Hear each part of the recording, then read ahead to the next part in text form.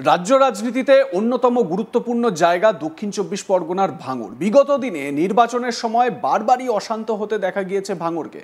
সংঘর্ষে জড়িয়েছে রাজনৈতিক দলগুলি। এবার ফের একবার শিরোনামে দক্ষিণ চব্বিশ পরগনার এই এলাকা।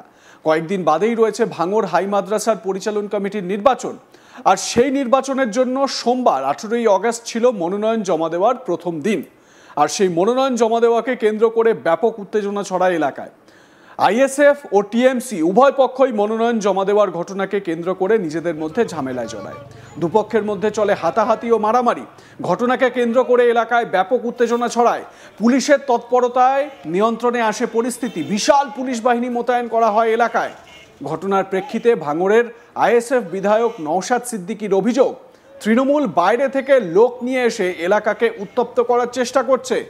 তার আরও অভিযোগ, প্রশাসনের কথায় আইএসএফ জমায়েত করেনি, কিন্তু তাদের কর্মীরা আক্রান্ত হয়েছেন।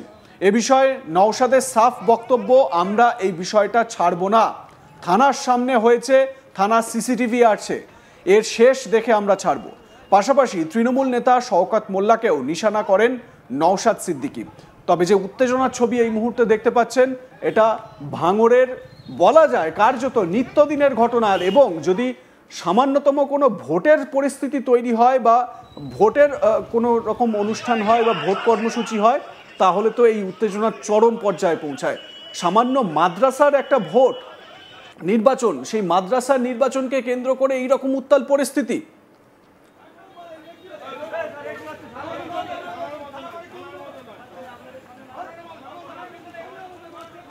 আইএসএফ বিধায়ক নওশাদ সিদ্দিকী তিনি এ বিষয়ে কি বলেছেন শোনাবো তার বক্তব্য।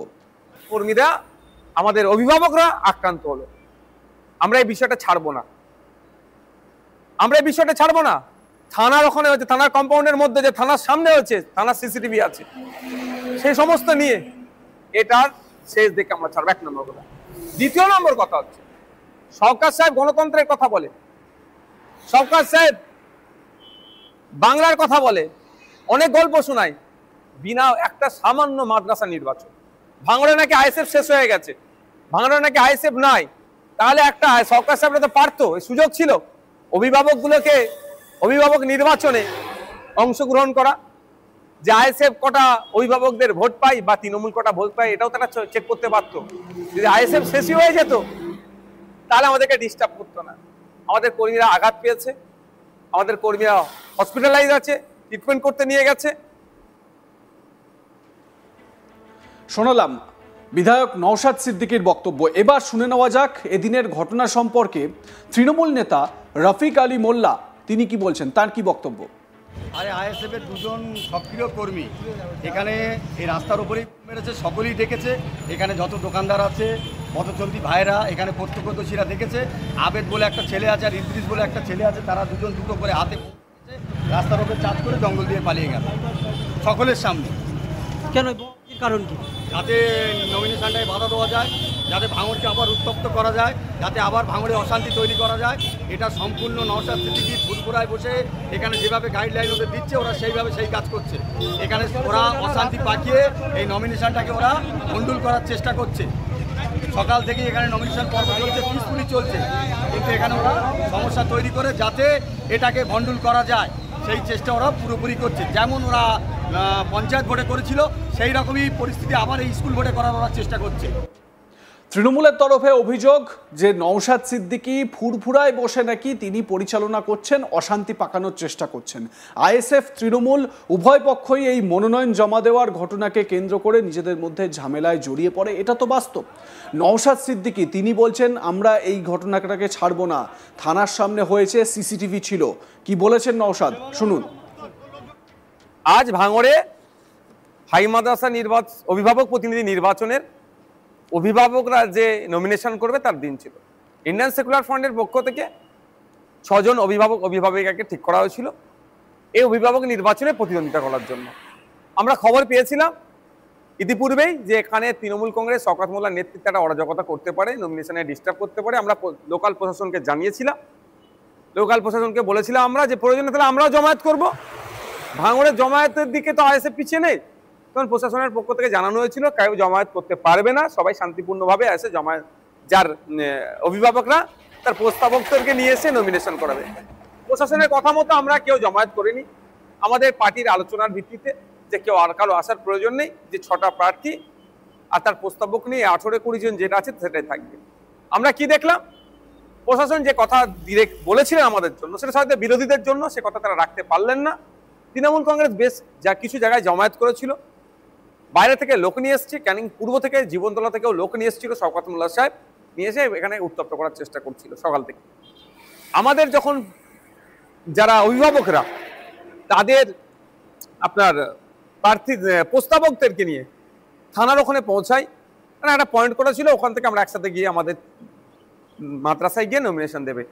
আমরা ভিডিও দেখতে পেলাম, আমাদের কাছে ফুটেজও আছে, থানার মধ্যে থেকে তৃণমূল কংগ্রেসের আহসান মোল্লার নেতৃত্বে, যে আহসান মোল্লা শওকত মোল্লার ঘনিষ্ঠ, তাদেরকে টেনে বার করে নিয়ে যে মারধর করার পরে প্রশাসন সবাইকে যাদের আক্রান্ত হয়েছে, যারা থানার মধ্যে ছিল, থানার কম্পাউন্ডের মধ্যে ছিল, তাদেরকে বার করে দিল, মারধর করেছে, মহিলারাও বাদ যায়নি।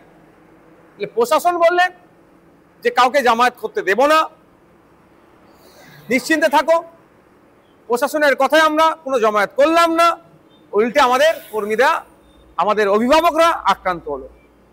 আমরা এই বিষয়টা ছাড়বো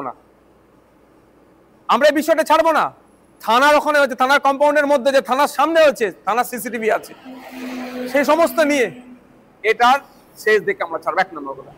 2 নম্বর কথা হচ্ছে, শওকত সাহেব গণতন্ত্রের কথা বলে, শওকত সাহেব বাংলার কথা বলে, অনেক গল্প শোনায়, বিনা একটা সামান্য মাদ্রাসা নির্বাচন, ভাঙড়ে নাকি আইএসএফ শেষ হয়ে গেছে, ভাঙড়ে নাকি আইএসএফ নাই, তাহলে একটা শওকত সাহেবরা তো পারতো, সুযোগ ছিল অভিভাবক নির্বাচনে অংশগ্রহণ করা, যে আইএসএফ কটা অভিভাবকদের ভোট পাই বা তৃণমূল কটা ভোট পাই, এটাও তারা চেক করতে পারতো। যদি আইএসএফ শেষই হয়ে যেত তাহলে আমাদেরকে ডিস্টার্ব করতো না।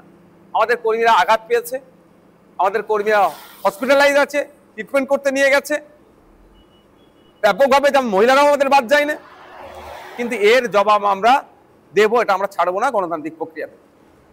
আমরা প্রশাসন আজকে যে আচরণ করেছে, আগামী দিনে প্রশাসনের কতটা ভরসা সাধারণ মানুষ করবে, প্রশ্ন থেকে যাচ্ছে।